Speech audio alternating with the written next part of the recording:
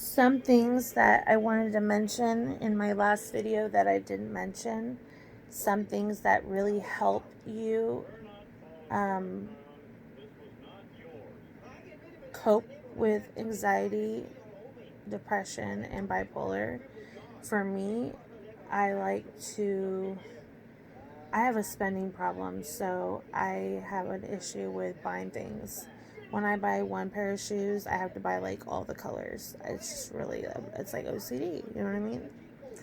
So for me, what I have to do is I have to tell myself, like, you have to talk to yourself and look in the mirror and tell yourself what's more important, taking care of your family or shoes. Most logical people with no illnesses will say, well, duh, pay your bills. But people that suffer with bipolar and depression and OCD and stuff, they tend to act out and not think first and do what comes to their mind first without thinking about the consequences. So for me, what's helped a lot with not buying things is telling myself that um, this week I will use the money for the house and groceries and stuff like that, and then next week I'll buy one thing, and then the week after I'll use the stuff for the house, and then the next week I'll buy one thing, and usually the one thing is like $20, so it doesn't hurt me or my family.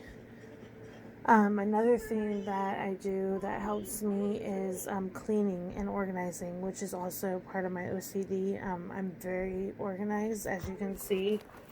My shoes are like all organized. Um, I like to be color coordinated. I like to be having my shirts hung up, from t-shirts to tank tops to spaghetti straps to long sleeve shirts to checkered shirts to solid shirts.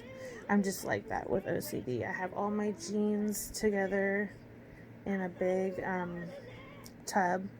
All my jeans, my shorts are on one side, my jeans are on one side, and then my black pair of pants and my white jeans are on the other side. Um, for me, though, it's therapeutic to be OCD and clean and be organized. To me, that's a good trait. It can be a bad trait, but for me, I like it. I like to be clean. I like to be organized. I like to have everything set the way I want it.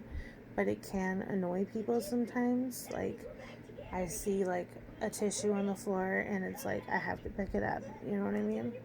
Um, People that have bipolar tend to um, they tend to, some of them go from highs to lows, and some of them go from ups and downs. So it's like a roller coaster or a bumpy road. Like, some people, when I say that, what I mean is for a whole week straight you'll be like in a bad mood, and then the next week you'll be in a good mood. That's up and downs. I don't have that. Me, I'm more spontaneous. It's like it just comes and goes. Like, 1 minute I'll be happy and everything's fine, and then like I get triggered instantly and I'm like in a bad mood, and it's so hard to like get out of that bad mood.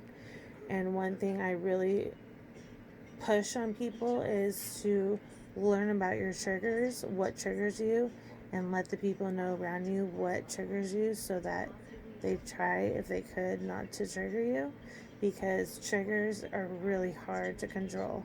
When I get triggered, I will bust a cap on somebody, I swear. So, triggers are really hard to control. Also, people that have bipolar are really insecure. They're really, um, well, for me, I'm not, but a Mm-hmm. lot of bipolar people are really into themselves. Mm-hmm. They feel like they want to be center of attention. They want everyone to notice them. They tend to have like more than normal partners of sex, and they tend to do things such as uh, substance Shade, can you abuse. chill out? Substance Stop crying. Oh, that's on. Sorry. I know, I thought it was her coming in here. Oh, okay. Oh. So, substance abuse is one thing that a lot of people do to cover up their bipolar or their anxiety and depression.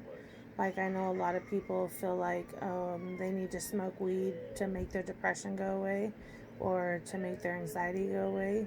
And that's fine because weed is medical and they use it in hospitals. But for people to smoke crack or sniff cocaine or do meth to stay up and stay awake, to me that's using a drug as a depending that's self-medication, that's self-medicating. So I smoke weed because it relaxes me and it helps me with my anxiety and my bipolar and everything. It levels out my moods, it makes me happy, it makes me clear minded, it makes me laugh, it makes me stress free. So for me, like, that's a medicine for me that helps with my mental illnesses. But everybody's different. Sometimes weed can make it worse for people who have anxiety. They can make them more paranoid, or it just really depends on the type of weed that you smoke. But um, yeah, so those are some things that I do: cleaning and organizing. Also, like finding hobbies that you like, getting into something that is like takes like at least 70 to 80% of your attention span. I was doing makeup for a while, but I haven't done it in a while. And I used to collect makeup and buy a whole bunch of makeup and like go online and do. I'll turn it on in a minute, okay? Okay. Okay, I will, okay? Okay. Okay. Okay. 2 times interrupted. Um, so, Sade, go in your room. So, I forgot what I was talking about. What was I talking about? Oh, yeah. Finding something to do that's constructive. So I did my makeup and I would buy palettes and I would do different styles and I would join makeup groups, and they had contests like, oh, if you can do your makeup like this. And I was an administrator in one of the groups and it was really fun. But then I stopped doing that. And then one thing that's been on my heart, really, like, that's been something that I've done before that really helped me with my bipolar and my anxiety. And I actually have a friend, I'll tag her in this. Her name is Melissa. She lives in South Africa. And her and I met in a group on Facebook about people who have bipolar or disorders or OCD, ADD, ADHD, any kind of disorder. And me and her became really close. We depended on each other. I called her when I was having an episode. She would talk to me and calm me down, and she's one of my best friends, and I love her. Never met her because she lives far away, but I consider her one of my really good friends. And I want to thank her for always encouraging me. So, one thing, the reason why I bring that up is because I think I want to join a group again on bipolar and anxiety and depression, because it's a really good thing to have a support system. Because when you have a support system, you don't always have to depend on yourself or your spouse or your mom or your dad or anybody like that. Sometimes your friends can't always be there for you. Sometimes your friends are going through their own shit. So, one thing I really recommend is to get support groups. Go to educating yourself on your illness. If you don't know about it, educate yourself. Know if you know your illness and you know what you have, then you've finished the first step. The next step is for the person that you're dating or that you're married to understand who you are and what illness you have.